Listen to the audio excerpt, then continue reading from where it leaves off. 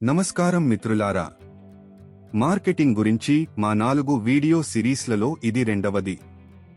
ఈ వీడియోలో మేము మీ ఉత్పత్తి ధర గురించి మాట్లాడుతాము. ఇది మొదటిసారి మార్కెట్లోకి ప్రవేశించడానికి కీలకం. పప్పుధాన్యాల తయారీదారులు తమ ఉత్పత్తుల ధరలను ఎలా నిర్ణయించారో చూద్దాం. ధరలలో విస్తృతమైన వ్యత్యాసాన్ని మీరు గమనించారా? కొంతమంది ఆటగాళ్లు ప్రీమియం ధరను ఎందుకు పొందవచ్చు, మరికొందరు చాలా తక్కువ వసూలు చేయవచ్చు. ఈ వీడియో ముగిసే సమయానికి ఈ ఆటగాళ్ల ధర ఎందుకు భిన్నంగా ఉంటుందో మరియు మీరు మీ ఉత్పత్తికి ఎలా ధర నిర్ణయించాలో మీకు అర్థమవుతుంది.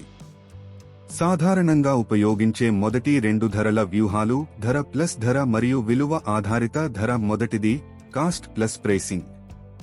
లాభాల మార్జిన్ను నిర్ధారించడానికి వస్తువుల ధరకు మార్కప్ను జోడించడం ఇందులో ఉంటుంది. ధరపై పోటీ పడుతున్నప్పుడు ఈ పద్ధతిని ఉపయోగించండి. ధర సున్నితమైన సామూహిక మార్కెట్కు విక్రయించడానికి ఇది అనువైనది. ఇక్కడ ధర అత్యంత ముఖ్యమైన అంశం. ఇతర అంశాలను మంచి నాణ్యత, ఫినిషింగ్ మరియు ప్యాకేజింగ్ మీ పోటీదారుల మాదిరిగానే ఉంచుతుంది. ఉదాహరణకు, 1 కిలోగ్రాము పప్పుధాన్యాల ఉత్పత్తి వ్యయం 100 రూపాయలు అయితే మీ పోటీదారులు కిలోకు 137 రూపాయల కంటే తక్కువకు విక్రయించడం లేదని భావించి మీరు మీ ధరను 25% నుండి 35% మార్జిన్, అంటే కిలోకు 137 రూపాయల వద్ద నిర్ణయించవచ్చు. రెండవది విలువ ఆధారిత ధర. ఈ వ్యూహం ఉత్పత్తి ధర కంటే వినియోగదారునికి గ్రహించిన విలువ ఆధారంగా ధరలను నిర్ణయిస్తుంది. ధర, మంచి నాణ్యత, ఫినిషింగ్ మరియు ప్యాకేజింగ్ కాకుండా ఇతర కారకాలపై పోటీ పడుతున్నప్పుడు ఈ పద్ధతిని ఉపయోగించండి. ధర కంటే నాణ్యత మరియు ప్యాకేజింగ్ ముఖ్యమైన మధ్య నుండి అధిక ఆదాయ మార్కెట్లకు ఇది అనువైనది. ఉదాహరణకు, 1 కిలోగ్రాము పప్పుధాన్యాల పప్పు ఉత్పత్తి వ్యయం 137 రూపాయలు అయినప్పటికీ మెరుగైన నాణ్యత, ఫినిషింగ్ మరియు ప్యాకేజింగ్ వంటి అత్యుత్తమ నాణ్యత కోసం ప్రీమియం వసూలు చేయడానికి మీరు మీ ధరను కిలోగ్రాముకు 200 రూపాయల నుండి 300 రూపాయల వరకు నిర్ణయించవచ్చు. ఇవి కాకుండా మీరు ఇతర వ్యూహాలను కూడా పరిగణించవచ్చు.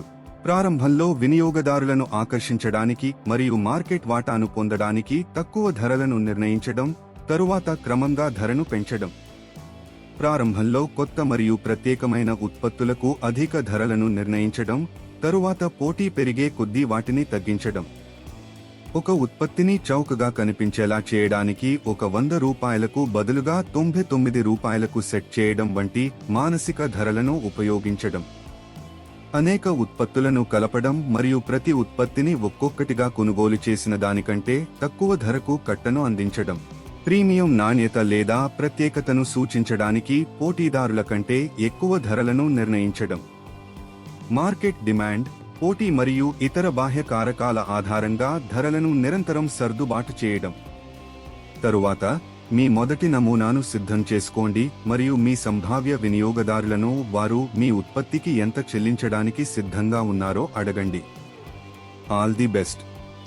చూసినందుకు ధన్యవాదాలు. మరిన్ని వీడియోల కోసం వ్యాపార్ కోచ్ ఛానల్కు సబ్స్క్రైబ్ చేయండి.